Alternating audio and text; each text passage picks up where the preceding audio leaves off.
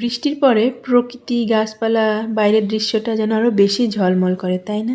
কাল সারা রাত বৃষ্টি পড়েছে। বাইরে বৃষ্টির ঝমঝম আওয়াজ আর হালকা বৃষ্টির ছাট গায়ে এসে পড়বে। ঘুমোতে যে আমার কি আনন্দ হয়। সারা রাত বৃষ্টি নেমেছে, ঘুমটা বেশ জমিয়ে হয়েছে কাল রাতে। আর এক ঘুমে দেখি সকাল 8টা বাজে। কি আর করা, তড়িঘড়ি করে উঠে সকালে পুজো টুজো সেরে একবারে দুপুরে রান্না বসিয়ে দিয়েছি।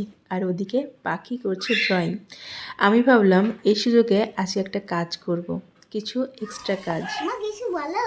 কি বলবো, পাখি এতক্ষণ ড্রয়িং করছিল আর আমি এই সুযোগে ভাবলাম যে একটা ব্লাউজ পিস ঘরে অনেক দিন ধরে, দীর্ঘ 5 বছর ধরে এটা ঘরে পড়ে আছে। ভেবেছিলাম বানাবো না, কিন্তু কদিন ধরে খুব বানাতে ইচ্ছে করছে, ব্লাউজ পিস দিয়ে শাড়িটা পরতে ইচ্ছে করছে। আর এই শাড়িটা আমার বিয়ের সময় 5খানা ছাপা শাড়ি কিনে দিয়েছিল। আমাকে এই শাড়িটা কেটে দাও আর পরাও আমাকে। 5খানা ছাপা শাড়ি কিনে দিয়েছিল আর কি, বিয়ের পরে নতুন বউ ছাপা শাড়ি পরলে ভালো লাগে, এই জন্য কিনে দিয়েছিল পরার জন্য।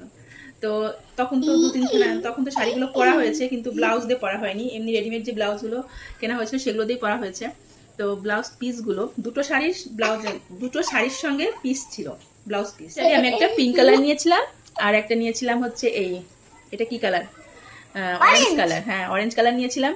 তো পিঙ্ক কালারের ব্লাউজ পিসটা দিয়ে পাখি যখন খুবই ছোট, মানে একদম গেদু, কয়েক মাস বয়স, তখন ওকে একটা টেপ জামা বানিয়ে দিয়েছিলাম আমি, যেহেতু পাতলা কাপড়। আর এটা আছে, এটা দিয়ে ভাবছি আজকে আমার জন্য ব্লাউজ বানাবো। ঠিক আছে, শাড়িটা আমার পরতে পরতে পুরনোই হয়ে গেছে, ব্লাউজ পিসটা নতুন আছে। হ্যালো বন্ধু, মাছকে কাটবে, এটা কেটে দিয়ে আর ব্লাউজ বানাবে। হ্যাঁ, শাড়িটা মনে হয় আধা পুরনো হয়ে গেছে, শাড়িটা ভালোই পরেছি আমি। মানে শাড়ি যেহেতু পরা হয় না সেভাবে, ওই দোকান থেকে ওই নতুন সময়, বিয়ের পর নতুন সময় পরতাম মাঝে মাঝে।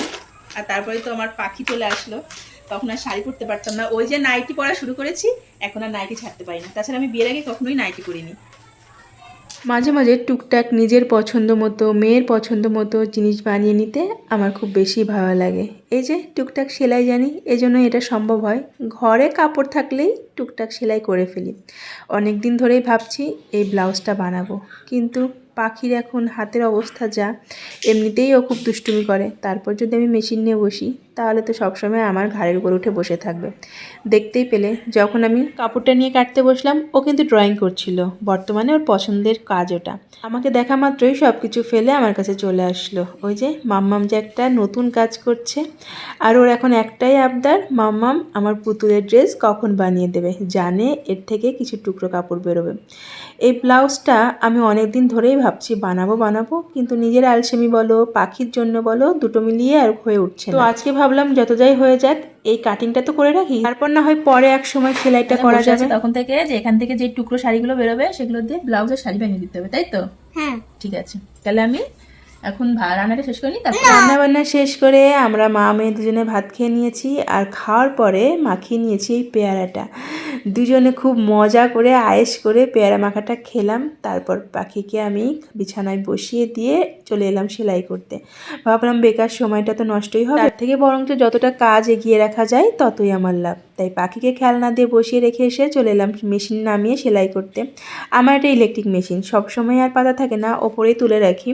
যখন সেলাই করি তখনই নামাই। মেশিনটা পুরো সেট আপ তৈরি করে নিয়ে তারপরে সেলাই করতে শুরু করলাম। খুব তাড়াহুড়োর মধ্যেই সেলাইটা করছি, কারণ যতটা তাড়াতাড়ি করতে পারবো তত আমার ওদিককার চাপটা একটুখানি কমবে। এদিকে এসে দুবার আমাকে তাড়া দিয়ে গেছে, পুতুলের জামাটা কখন বানাবে। আমি বলেছি এই তো টুকরো কাপড়গুলো বের হোক তারপরেই তো না বানাবো।